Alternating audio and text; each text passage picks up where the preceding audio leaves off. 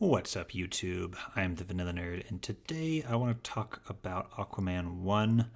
I've recently watched this movie twice, and so it's been on my mind, and I was surprised how much I liked it and how much I was able to enjoy it the second time around. It was really, really good and a lot of fun. So, I want to talk about it a bunch today. Obviously, there's going to be spoilers, but this movie came out in 2018, which surprisingly enough is more than 5 years ago. I know, crazy. So, yeah, spoiler warning, the obligatory spoiler warning. Just be prepared. And yeah, we're going to be talking about all things Aquaman here in a second. Now, the biggest thing that impresses me about this movie is the scope. This movie is 2 hours and 23 minutes long, and it uses every single minute of it to expand the world of Aquaman. Whether it's Black Manta, Ocean Master, the Lost Trident of Atlan, the Karathan, the Kingdoms of Atlantis. Oh, yeah, and at the end of the movie, there's this giant battle between the Brine Kingdom and Orm's army. Like, it was at that point in the movie that I kind of just woke up and realized, wow, we've covered a lot of ground in this movie. And then the Karathan appears out of the middle, and I'm just like, oh my goodness, how many things did they fit into just one movie? And yeah, did I mention that the trench also showed up in the movie? Yeah, the creepy, scary fish people that morphed and stuff. Yeah, they're in this movie too. This movie had so much happening in it, and maybe it didn't address all of it super well or, get everything right or whatever, but it did a lot of it well, in my opinion. I think it did a lot of it good and stuff. And I think a lot of other people would agree with that. And the big thing is that other movies are 2 hours and 30 minutes long, and they feel so much smaller. Now, sometimes that smallness is good, don't get me wrong.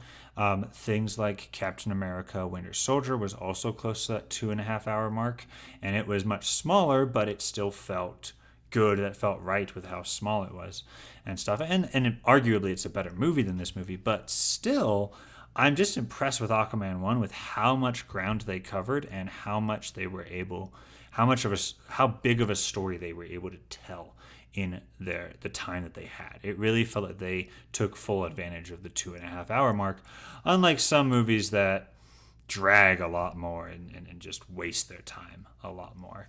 This movie felt like it used every second to its fullest potential.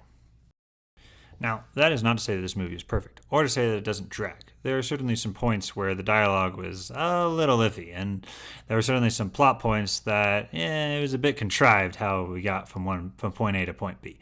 But that being said, the plot mostly holds up, and it's definitely stronger than I expected from an Aquaman movie. And on top of all of that, it was just a fun movie. And that's the other big point I want to make about this movie is just how fun it was. It had bright colors. It had, the bright costumes and the fun superpowers, and every character got to have their moment to shine and have a big fun action scene and stuff. And so it was a blast to be on, and it just felt like a true comic book movie where you just got to sit back and enjoy it. I talked about this a lot in my Aquaman 2 review, how that's just a popcorn fun action film, and that's exactly what this one is. It just so happens that this one I feel like has more substance and stronger characters than Aquaman 2. I'm not going to be comparing them significantly, but that's my short and sweet take. Point is, I love this movie. I really do enjoy it a lot.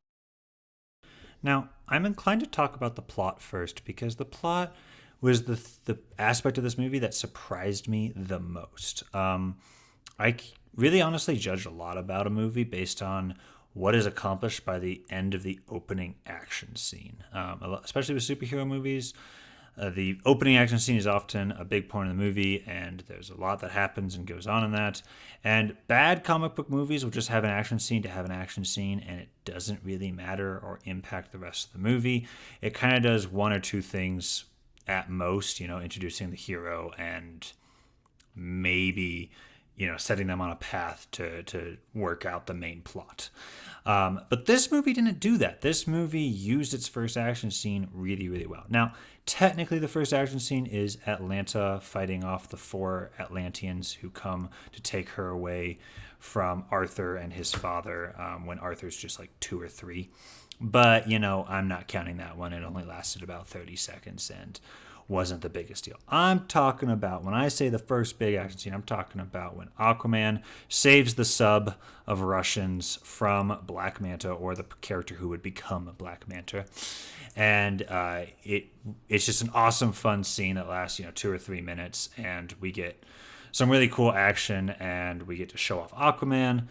And that's the first thing it does. It absolutely shows off Aquaman. It shows off his powers, his super strength, his tough skin, etc., etc. But then we also see Black Manta, who's going to be a main villain moving forward in the rest of this movie. We also get the setup of Aquaman's arc as he realizes, yeah, maybe I shouldn't have let Black Manta's father die, but I did, so whoops. And we get that. But then on top of all of that, the thing that really brings this all together and makes this plot just amazing in my opinion, is that this wasn't just some random piracy act. This wasn't just some random attack on a sub because we needed an Aquaman action set piece, and what better thing to do than an attack on a submarine. No, what this was Black Manta getting a submarine for Orm's plans to take over the kingdoms of Atlantis. He needed a submarine to bolster the armies of Atlantis into action, to show that the surface world was attacking. I put that in quotes, but you can't see it. The point is that this action scene accomplished a bunch of different things and pushed the plot forward, and I just love how all of that interconnects so well. That's what a good plot does, in my opinion, is it interconnects with the rest of itself so well and doesn't just have the opening action scene just be there just to be there. And I love that. And so that's something that I really wanted to highlight to begin with. The other things that I will highlight about the plot include the little Indiana Jones treasure hunt for the lost trident of Atlan. And I really like where it was hidden. It was hidden near the trench. You had to go through a little portal to get to the inner sea of the inner core, but again, scope of this movie, huge. But that's beside the point. The point is the trench were guarding it, essentially, and Atlan did it there on purpose. And I love that because it makes total sense why no one would have found his trident before now, because the trench were guarding it and no one wanted to go near the trench for thousands of years. Makes total sense to me, and I love that. And I love that with the trident, Aquaman can now control the trench, which is awesome and gives him this awesomely powerful army that is just so cool. And then the rest of the movie is great too. In terms of the plot, like, it's really fun to see Black Manta come back in his Black Manta outfit, version 1, and see him just absolutely wreck Arthur. And have so many problems in Italy. Like, that fight scene was one of my favorites of all time. I love seeing Arthur and Black Manta fight each other, but then you pan the camera over and see Mera fighting the Atlanteans, or at least running away from them for the most part. And in the background, you can always see the other person's fight, and it was so enjoyable, so entertaining, and really, really a good superhero battle that I still love to this day and stuff. On top of all that, Ocean Master versus Aquaman in the Gladiator Ring was so cool. Aquaman's armor looked awesome. I loved his helmet. I loved him and Orm fighting each other. We've seen a lot of flying fights before because, people, half of all superheroes can fly essentially.